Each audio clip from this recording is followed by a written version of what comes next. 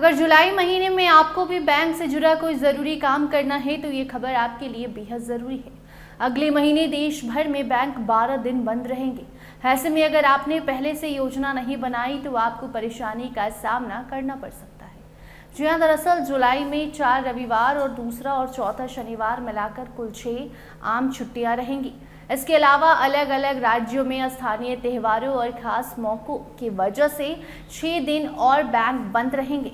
यानी कई जगहों पर बैंक शाखाओं में कामकाज नहीं होगा, जिससे बैंक ग्राहकों को परेशानी हो सकती है। अब अगर आपको चेक जमा कराना है, डिमांड ड्राफ्ट बनवाना है, केवाईसी अपडेट करनी है, पासबुक प्रिंट करानी है या बैंक से जुड़ा कोई भी ज़रूरी डॉक्यूमेंट जमा करना है तो छुट्टियों से पहले ही अपना काम आपको पूरा करना होगा, क्योंकि लगातार छुट्टियों के बाद बैंक खुलने पर शाखाओं में काफ़ी भीड़ देखने को मिलती है और लंबी लाइन में आपको इंतज़ार करना पड़ सकता है। भारतीय रिजर्व बैंक के हॉलीडे कैलेंडर के अनुसार जुलाई 5, 12, 19 और 26 जुलाई को रविवार होने के कारण पूरे देश में बैंक बंद रहने वाले हैं। वहीं 11 जुलाई को दूसरा शनिवार और 25 जुलाई को चौथा शनिवार होने की वजह से भी सरकारी और निजी बैंक शाखाएं बंद रहेंगी। इसके अलावा कुछ राज्यों में स्थानीय त्योहारों और क्षेत्रीय आयोजनों के कारण अलग अलग तारीखों पर बैंक बंद रखने का ऐलान किया गया है। इसीलिए अगर आपका बैंकिंग काम किसी दूसरे शहर या राज्य में है तो वहाँ की छुट्टियों की जानकारी पहले से ज़रूर ले लें, तभी वहाँ काम कराने जाए। हालांकि राहत की बात यह है कि बैंक शाखाएं बंद रहने के बावजूद डिजिटल बैंकिंग सेवाएं पूरी तरह चालू रहेंगी। यानी आप internet banking, mobile banking, UPI, ATM, debit card और क्रेडिट कार्ड के जरिए आसानी से लेन देन कर सकेंगे। बिजली, पानी और गैस का बिल जमा करना हो, मोबाइल रिचार्ज कराना हो, पैसे ट्रांसफ़र करने हो या ऑनलाइन शॉपिंग करनी हो, इन सभी सेवाओं पर छुट्टियों का कोई असर नहीं पड़ेगा, क्योंकि ये ऑनलाइन सेवा है।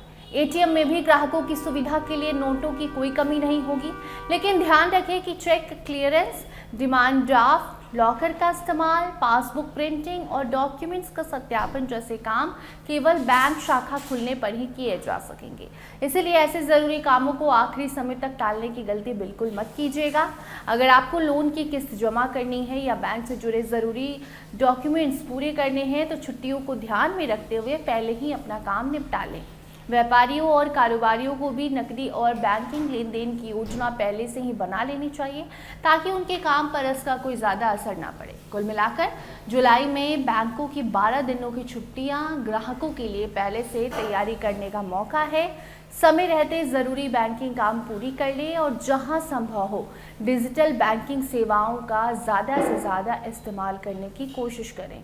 इससे आपका समय भी बचेगा और किसी तरह की परेशानी भी नहीं होगी, क्योंकि आने वाले महीने में 12 दिन जो बैंक बंद रहेगा और ऑनलाइन सेवा का इस्तेमाल अगर आप नहीं करेंगे तो आपकी परेशानी बढ़ सकती है। इसीलिए अगर आपको ऑफलाइन मोड में कोई भी काम करना है तो कोशिश कीजिए जो तारीखें हमने बताई, और इसके साथ साथ आने वाले पर्व त्योहारों को देखते हुए अपने काम पहले निपटा लीजिए। नहीं तो आप बैंक में जाएंगे और जब बैंक में ताला लटका देखेंगे तो आप भी मायूस हो जाएंगे, आपका समय भी बर्बाद होगा और आपका ज़रूरी काम भी नहीं होगा, और उस काम की वजह से अगर कोई और काम होना होगा वो भी लटक जाएगा।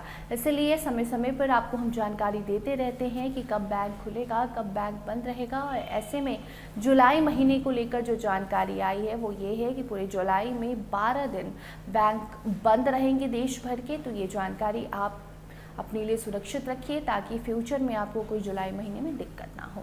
चलिए फिलहाल इस खबर में इतना ही। हमें दीजिए इजाज़त। देखते रहिए स्टार टीवी बिहार। धन्यवाद।